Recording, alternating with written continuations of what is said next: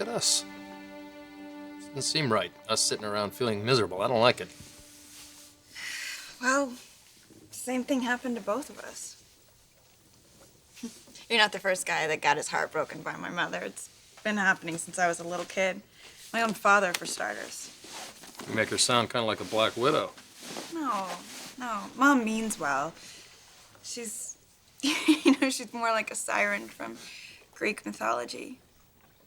Seriously, like some gorgeous creature singing an irresistible song, luring unsuspecting men closer and closer. But then they accidentally end up crashing their ships into the rocks around her and drowning. Well, she sits there looking amazing, innocently combing her hair. Come on, it fits, doesn't it?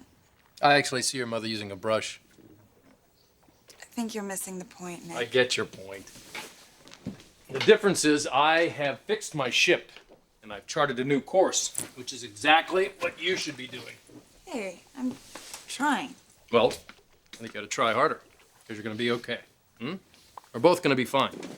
We're gonna meet people that are perfect for us. We'll be sitting around one day with kids running all over, laughing at how insane we were. Be the joke of the evening. Sounds like a pretty good evening. Just tell me how and when it's supposed to happen.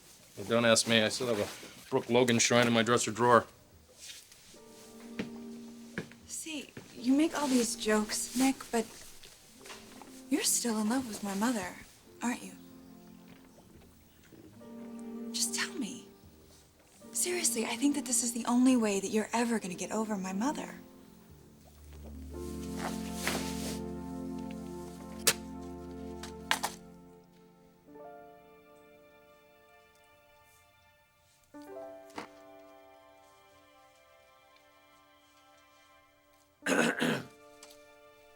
Oh, I definitely approve.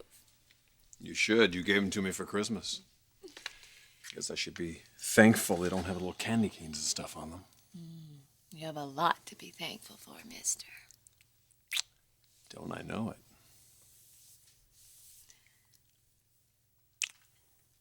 At the risk of breaking the mood, how'd it go with your mother? It was probably one of the most frustrating conversations I've ever had. But you know what? I'm glad we had it. Yeah? This whole thing with Bridget has been eating away at Mother probably as much as it has you and me. And I had my doubts about her agenda. But now I'm feeling like maybe she's not really trying to stir things up. She told me the same thing. She said she was on my side now. Well, the last thing I wanted to do was rehash this whole situation with Bridget and me, especially with my mother. You had to convince her that your commitment to your family and to your marriage is too rock solid to be shaken up by this. I'm proud of you, Logan. This isn't the kind of situation most moms would be able to deal with. But you're going to help Bridget get through it. And so am I. Just be careful. I know your heart's in the right place. But it's going to take Bridget some time to get used to the fact that you're just her stepfather or just her friend. She's not going to get any mixed signals from me. You have nothing to worry about, Logan. I would never do anything to jeopardize what we have. Because it's just too beautiful. Were you going to show me just how beautiful it is? You bet I am.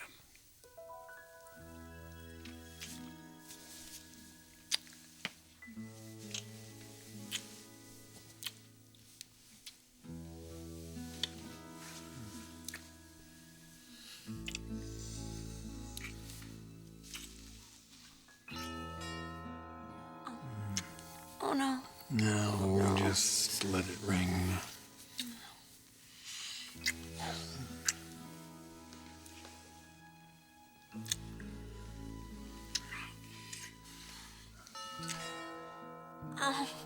You know what? I better get that. It's going to wake up the baby. No. You are way too sexy to even think about going down there to do that. And what about you, sexy? I'll just have to risk it.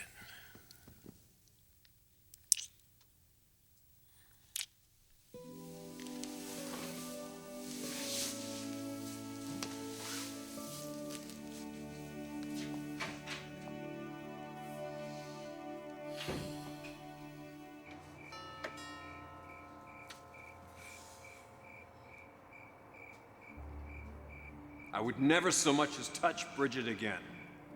Because I know it would cost me my marriage this time. And I'll be damned if I'm gonna let that happen.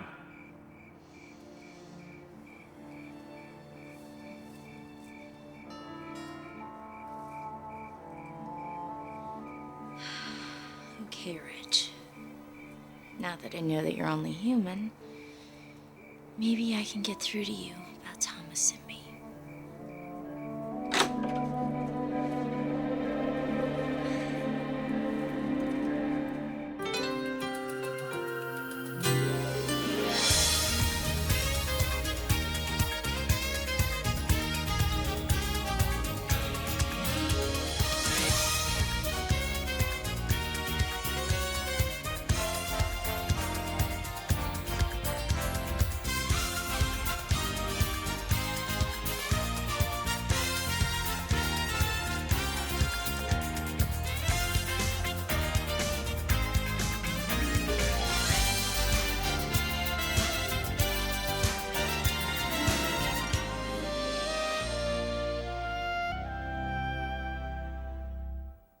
Take a good look around here. Does this look like a shrink's office? I'm not trying to analyze you, Nick. I just want to help.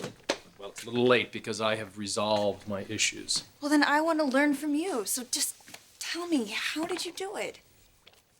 You go one day to the next day and then to the next day, and you don't make too much out of things.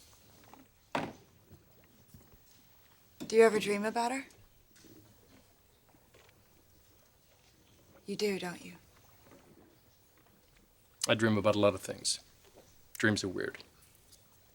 But you dream about my mother. Just tell me, Nick. Yeah. Do you have the same dream every time? I don't want to talk about this. Will you just tell me if you have the same dream every time? Yeah.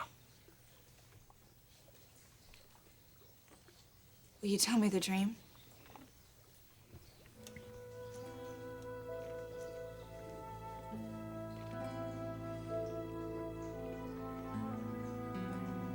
I'm on the boat.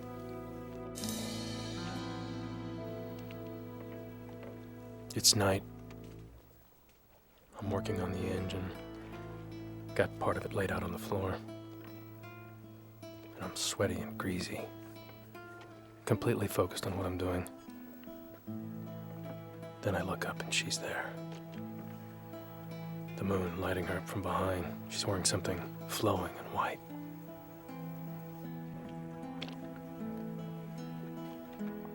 Then she comes in and gives me one of those looks, like she's been waiting a really long time to see me.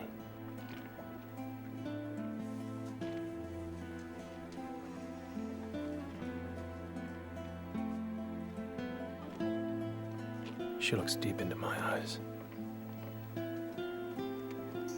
She says, I'm back, Nick.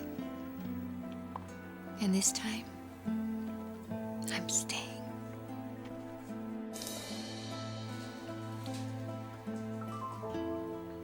and then I wake up. And you're all alone.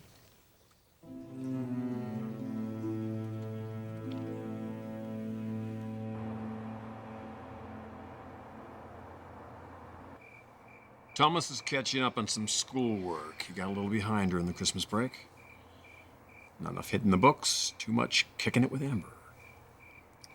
I'm sure he'll catch up. I'm actually not planning on distracting him tonight. I came to talk to you. Oh, we'll call Megan and make an appointment. Thomas told me that the whole dance thing was just a ploy so he could have some alone time with Caitlin. Well, I think the two of them should spend as much time together as possible. They're very good friends, you know. You know, Amber, frankly, I'm surprised you of all people didn't realize my little scheme. Well, maybe I let my guard down because I really wanted to believe that you were giving me a second chance. You know, and I still want that. You know, I have made a real effort here. I have played by your rules and by Stephanie's rules. Look, my mother has this weird sort of tolerance of you, but that's her problem. Me? I've made no deals whatsoever with you, Amber. So there we go. No, listen. Everybody wanted Thomas and I to cool it, including you. And we have, you know, we have cut the physical aspect, I mean, way, way back. And we're fine. You know, we are stronger than ever. We don't need sex. Well, really? You have some other advantage over Caitlin we don't know about? She and Thomas are just friends. And she's not a threat to me. In fact, I am really happy that they're going to the winter formal together. You are? Really? Why is that? Because it's important to Thomas. And I love him. I just wish there was a way I could make you see that.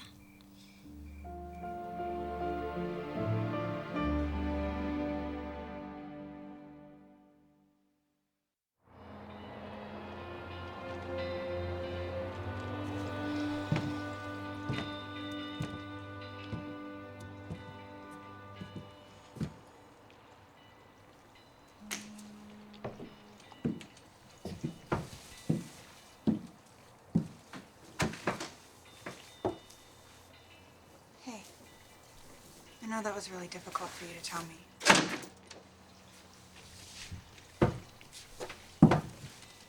But you know, it made me realize something about my own situation.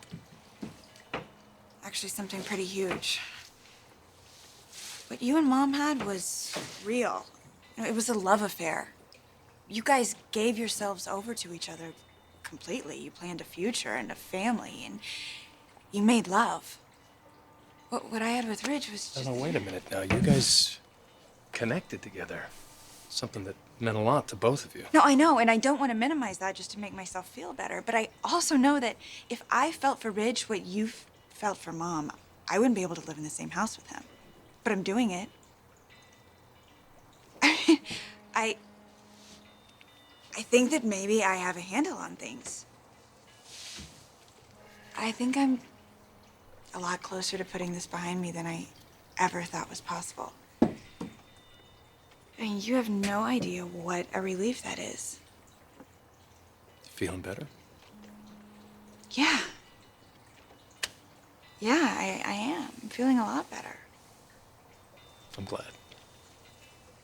Nick, you know that day you mentioned that we're gonna be sitting together laughing about how hung up we were? I think it's gonna come sooner than I thought. I think you're right.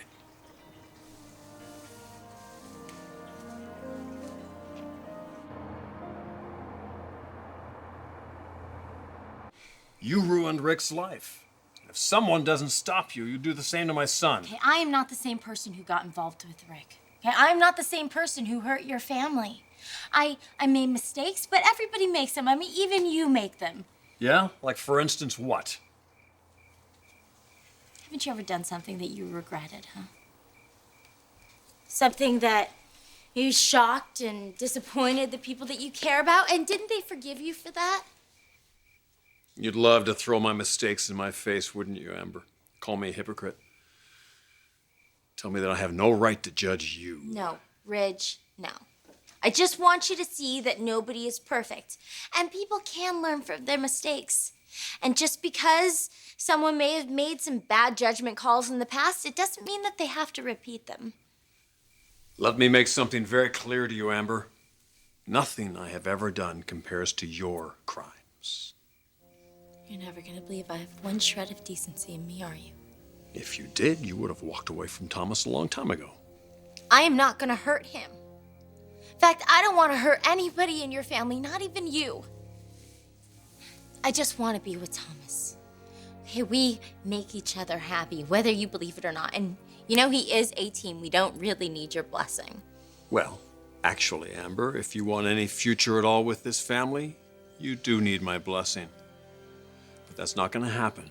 Not now, not ever. This family just isn't big enough for both of us, Amber. I'm sorry. I'll leave you two alone. Well, it's all right, Bridget. Amber was just leaving. Rich, come on, don't do this. Listen, Rich, I know you know what it feels like to be in love with someone and have someone stand in the way. If you're trying to compare yourself to me, don't bother. We have nothing in common, Amber. Except for your son. Not anymore. Your relationship with Thomas is over.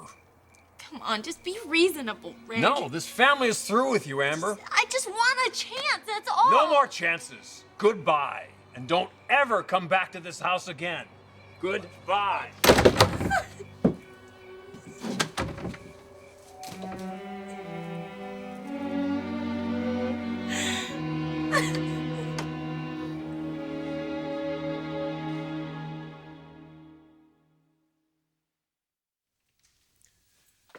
I'm really sorry you had to see that, Bridget.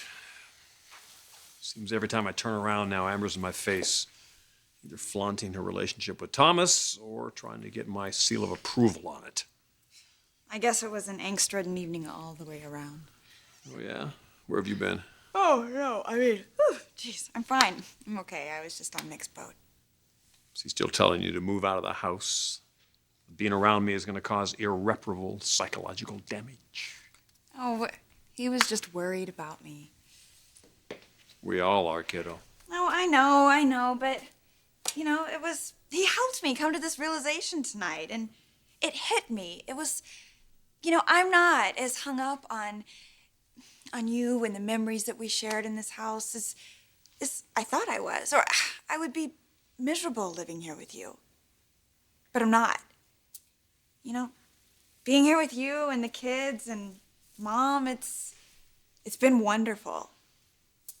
Made me realize that I can handle this, you know, this whole thing with you and me. God, am I making any sense at all? Absolutely. Makes perfect sense. I don't mean to minimize what we shared, but it was a long time ago, and I'm really glad to hear you feel like you've moved on. I really do feel that way. And I've got to thank you for your understanding since I moved back home. No, it's not necessary. No, it is. It is, because you have been so warm and sensitive and caring, and, you know, you really gave me a sense of just a perspective on things. You've been a true friend. You know, I'm thrilled for this life that you've built with my mom, and I would never do anything to jeopardize it for either one of you. I know you wouldn't, Princess. I mean, Bridget. Bridget.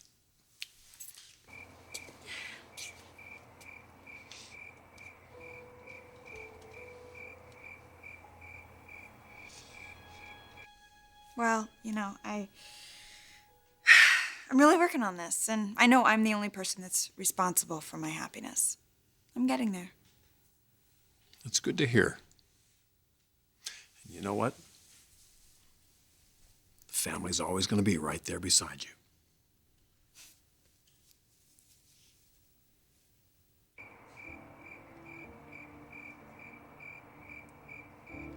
I would never so much as touch Bridget again, because I know it would cost me my marriage this time.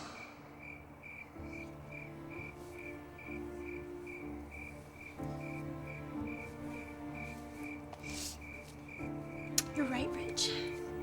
This family isn't big enough.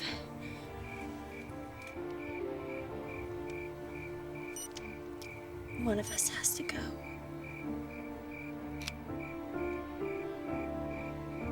And it's gonna be you.